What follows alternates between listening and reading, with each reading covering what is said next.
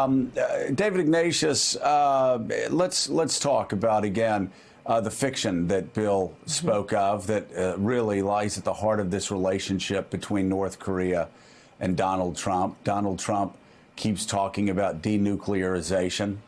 The North Koreans allow him to do that despite the fact they have absolutely no intention of denuclearizing. They know the only reason the United States and the rest of the world pays any attention to them is because they have nuclear weapons. With that bitter reality facing diplomats as they move towards a meeting in Hanoi, tell me, what could we possibly expect to come out of this summit that's going to be any more constructive than what came out of the last summit?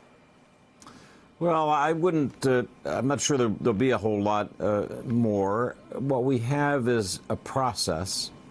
The process itself, I think, reduces tensions between two countries that certainly talked as if they were prepared to go to war a year and a half ago in what would have been a very dangerous confrontation. So I think the idea that the two leaders are meeting, often with these absurd, gushy love letters of flattery between each other, is a preferable situation.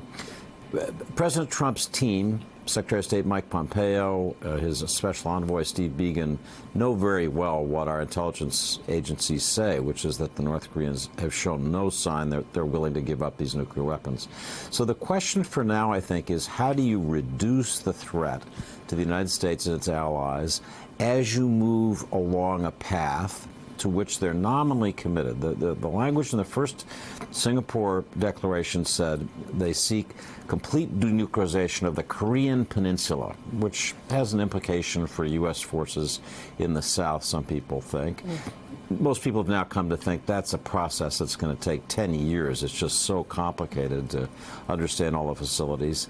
So I think the idea that we'll have incremental steps in Hanoi, rather than some breakthrough, which everybody knows is unrealistic, it's probably the appropriate way to look at it. And we shouldn't just chuck that out the window and say, oh, it's just ridiculous. President Trump will do a lot of bragging, but let's look for the substance. So, Jane Harman, for a lot of these international events, summits, the president has often had a gaffe or a statement he's had to walk back after. Joe asked the question to David as to what constructive could come out of this meeting, and I'd like to turn the question around and say, is there anything that concerns you, anything destructive that could happen, given the president's lack of seriousness, lack of preparation, and lack of groundwork when he goes into these summits?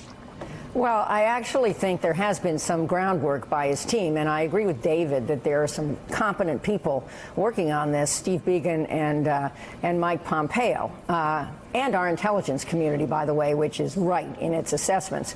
The president could make an impulsive comment. We've seen this movie many times before. That would give away more than his team is planning, makes any sense. If he impulsively declares an armistice, the end of the Korean War, and then takes that to the next step and says that that U.S. troops in South Korea, certainly along the DMZ, are going away. They would be the way we would verify if North Korea were increasing. It already is increasing, but we're about to do some form of harm with its nuclear industry. If he says those troops are going away, if he makes some other pronouncements about the peninsula or somewhere else in the world during this summit, it could set off a lot of craziness. I just want to make one more comment about this. I'm not particularly sanguine about this. I think not saber rattling is better than saber rattling, but I think this is giving people false hope. I don't see any real progress. Keeping nuclear weapons is the regime survival strategy for the Kim family. They saw the murder of Gaddafi in the streets, and they've seen this administration basically calling for regime change in Venezuela and in Iran, and I don't think they're going to trust any promises or any agreement, actual agreement that calls on them to take tangible steps. Thanks for checking out MSNBC on YouTube, and make sure you subscribe to stay up to date on the day's biggest stories. And you can click on any of the videos around us to watch more from Morning Joe and MSNBC. Thanks so much for watching.